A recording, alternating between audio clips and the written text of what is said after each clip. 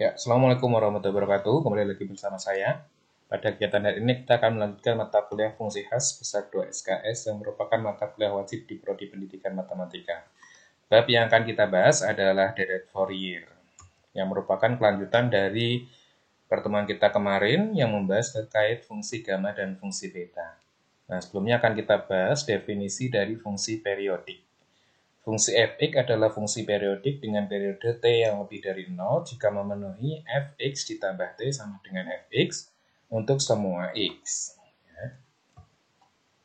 Sebagai contoh, fungsi f(x) sama dengan sin x merupakan fungsi periodik karena sin x ditambah 2pi sama dengan sin x dengan periodenya sebesar 2pi. Sin x ditambah 4pi sama dengan sin x dengan periode sebesar 4pi dan seterusnya. Fungsi f(x) sama dengan sin nx juga merupakan fungsi periodik dengan periode sebesar 2pi per n.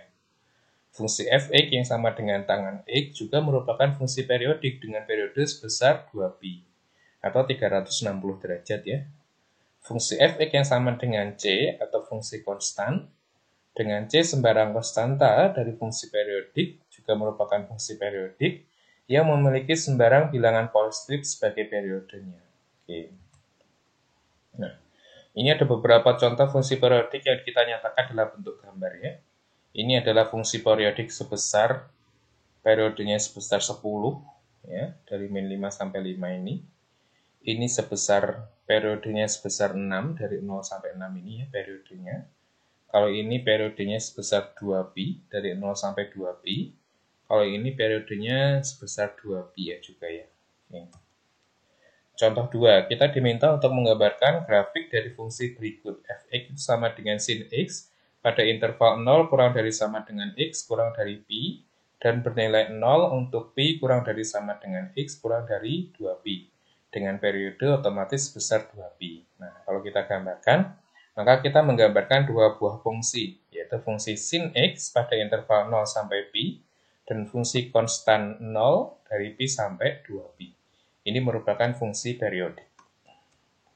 Contoh 3, kita diminta untuk menggambar grafik dari fungsi berikut. Fx-nya itu bernilai 0 pada interval 0 kurang dari sama dengan x kurang dari 2, bernilai x, 2 kurang dari sama dengan x kurang dari 4, dan bernilai 4, 4 kurang dari sama dengan x kurang dari 6 dengan periodenya sebesar 6.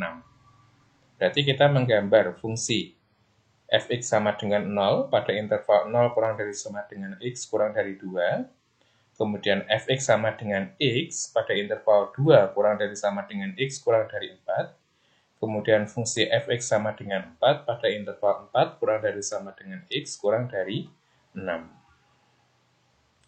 Selanjutnya diberikan definisi fungsi ganjil.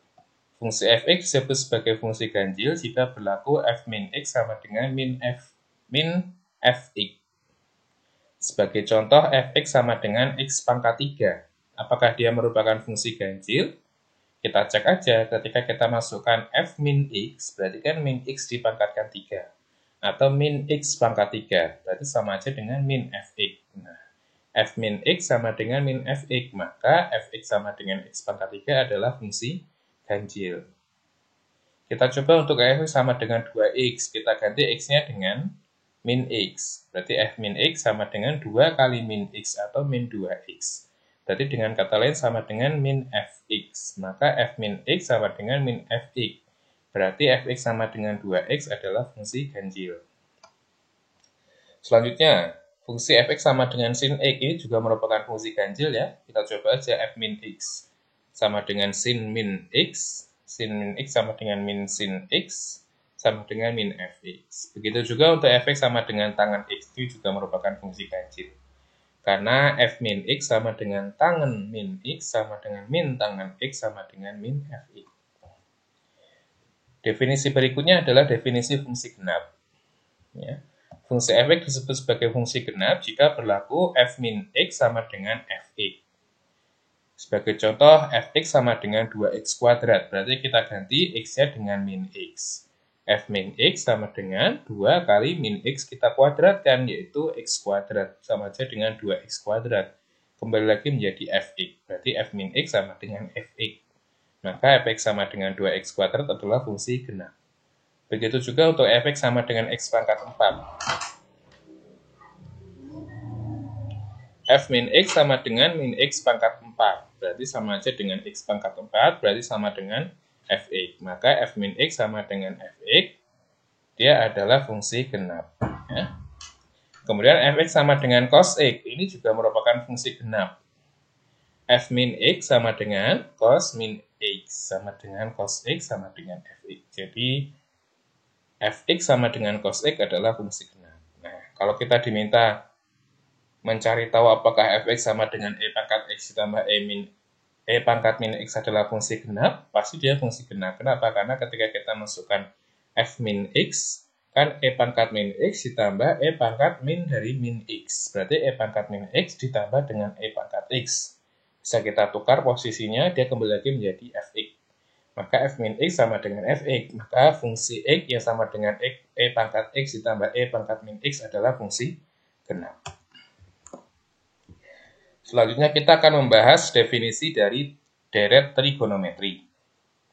Definisi dari deret trigonometri. Deret trigonometri adalah deret dengan bentuk setengah A0 ditambah A1 cos x ditambah B2 sin x ditambah dan seterusnya ditambah AN cos x ditambah BN sin x ditambah dan seterusnya. Dengan koefisien AN dan BN adalah konstan. Jika konstanta ini memenuhi persyaratan tertentu, maka itu disebut sebagai deret Fourier. Setiap suku dari tanda bintang tadi, persamaan ini memiliki sifat yang berulang dalam interval sebesar 2pi. Sebagai contoh, cos x ditambah 2pi sama dengan cos x. Sin x ditambah 2pi sama dengan sin x. Berarti cos nx ditambah 2np sama dengan cos nx. Sin nx ditambah 2np sama dengan sin nx. Ini berakibat bahwa jika yang ini tadi, tanda bintang ini, persamaan ini konvergen untuk semua x, maka jumlahannya fx tentu memiliki sifat fx ditambah 2pi sama dengan fx.